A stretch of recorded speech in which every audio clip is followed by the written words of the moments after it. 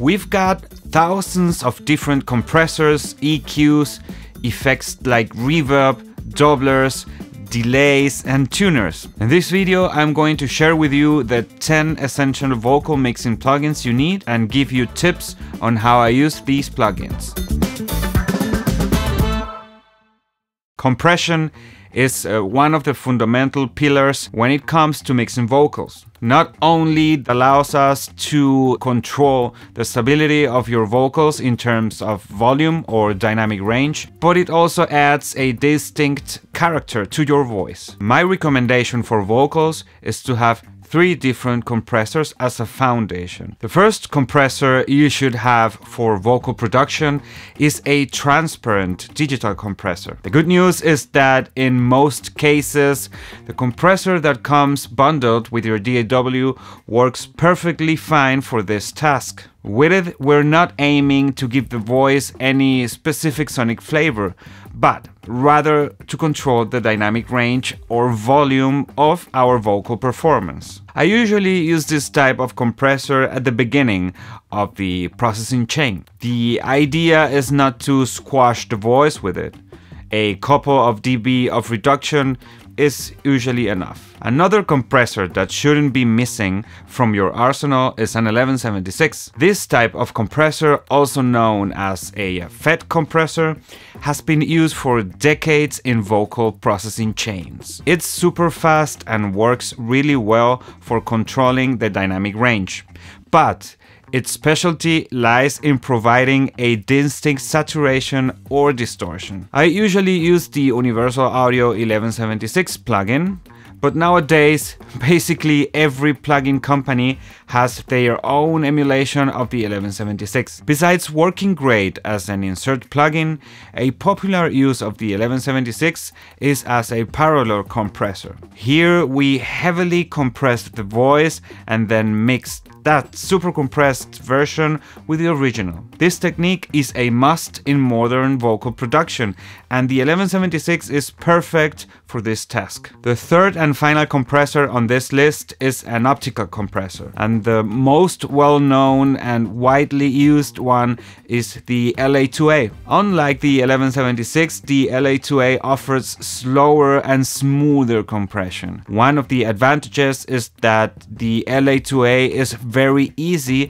to use because it only has 2 controls. Honestly, it's hard to make this compressor sound bad. It works great as a complementary compressor that you can use alongside a faster compressor like the 1176. One of the most common uses is to control peaks with an 1176 and then compress the voice with an LA2A. Sometimes it also works very well the other way around, depending on the vocals. Personally, I use the Universal Audio version, but just like the 1176, almost every plugin company has its own version of the LA2A. Recently, Plugin Alliance released an LA2A plugin, and I made a video where I compare it to the UAD version and also my hardware, the Lean 2A. If you're interested in watching that video, I leave a link in the description below. Alright, to sum it up, you only need 3 types of compressors: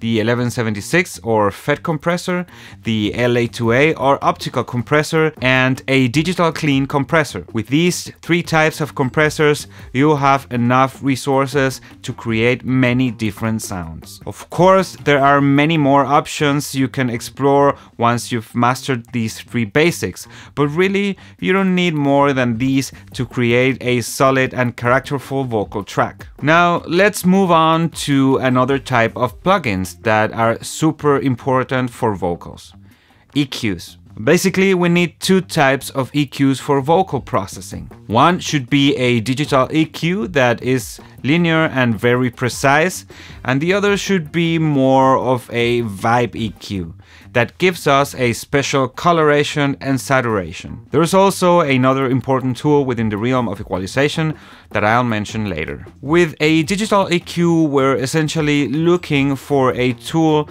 that allows us to surgically attack certain frequencies that may bother us or others that we want to highlight. And we want this task to be done as transparently as possible. A good example of this EQ is the FabFilter Pro Q3. As an alternative, we have also the Kirchhoff EQ from Plugin Alliance, but honestly, any EQ that comes included in your DAW will work fine for this task. The first choice I always recommend for a coloration EQ is the Neve 1073, which not only is an excellent EQ but also offers a preamp that gives us a unique texture to the voice. There are many emulations of this type of EQ, starting with the Universal Audio's official Neve version. But you can also find this EQ in Plugin Alliance with Lindell Audio, Slate Digital, IK Multimedia, just to name a few. Now, the other tool I mentioned, and I really can't recommend it enough, is the Soothe 2 plugin. This plugin is like an automatic EQ that removes resonant frequencies in the audio. It's incredibly useful on vocals. Essentially, it performs a similar function to having an EQ with many dynamic filters, helping to smooth out tonal differences in the voice and eliminate those annoying frequencies that can sometimes be characteristic in vocals. With Soothe, you'll achieve a vocal sound with a more consistent color.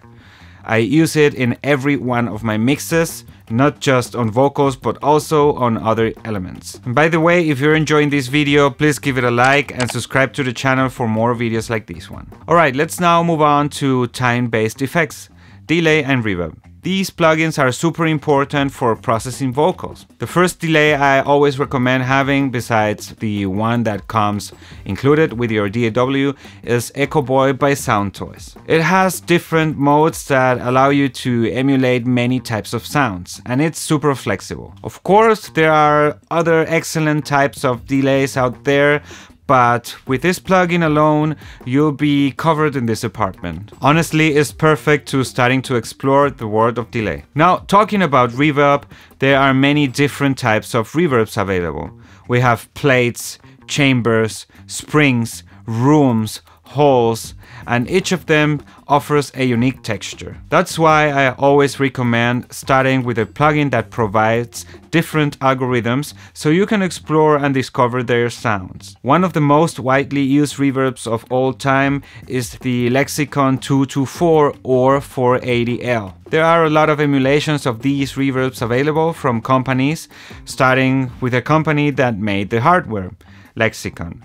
But we also have it emulated by Universal Audio, PSP, Arturia, and Native Instruments, just to name a few. My recommendation is to choose one of these and take the time to get to know it well, exploring all the sounds you can create with it. It's an excellent plugin for processing vocals and other instruments too, and it will also help you to differentiate the various types of reverbs and how they sound. Another plugin widely used for vocal mixing is the chorus or doubler. With these types of plugins, you can create an effect as if the voice were recorded twice, but you can also use them more subtly to add a richer texture to the voice and expand the stereo image. There are many plugins of this kind available.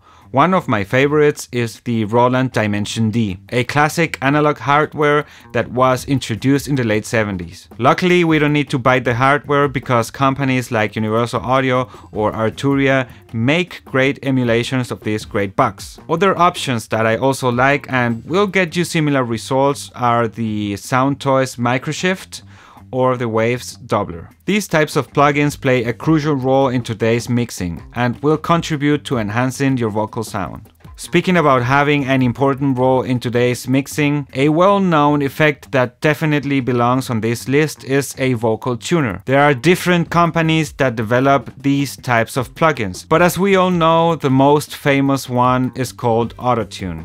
I don't think it's necessary to explain what you can do with this type of plugin, but what I can tell you is that if you want to produce vocals that sound current and professional, you shouldn't forget to include these types of plugin in your arsenal. With all these plugins, you'll be able to create virtually endless professional vocal sounds in your music productions. But hey, don't forget that to create great mixes, not everything is just what plugins or what gear we use. For me, another very important thing is to optimize our workflow to mix faster. That's why I made this video here with 5 tips to speed up your mixing process.